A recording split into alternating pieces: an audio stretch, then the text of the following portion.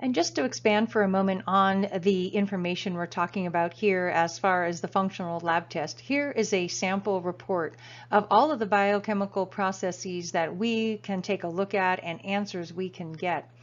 And on this chart, this represents how cholesterol is made, how your B vitamins are metabolized, how urine waste product is created and excreted, what an allergy reaction would look like, how high cholesterol and heart disease develops, where the triggers from migraines come from, and definitely a huge portion of vitamin D metabolism, your immune system, and of course, very important, the adrenal glands, the hormonal system, the estrogens and progesterones.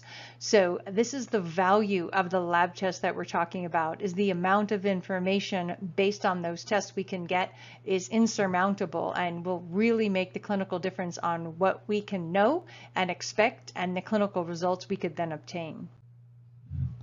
And then just to further mention, there's a specialty test we can do for the hormone specifically. So we can do an overview on the previous test.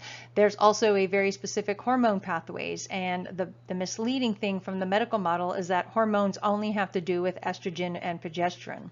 As you can see here, there's many derivatives and substrates and cofactors and other portions of the hormonal system that you don't just have 2 or 3 hormones in your body. You literally have over 50 key hormones, and then you have probably hundreds, if not thousands, of subcategories. And that's exactly what this is, the true explanation and understanding of what the hormonal system looks like.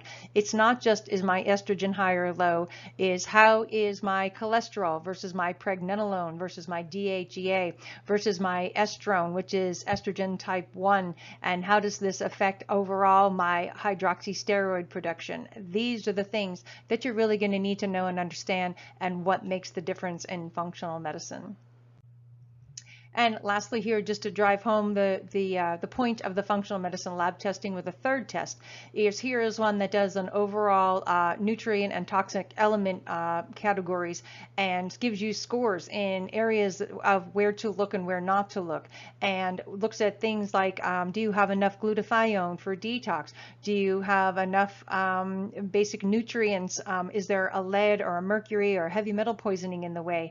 Are you accumulating lipid peroxide?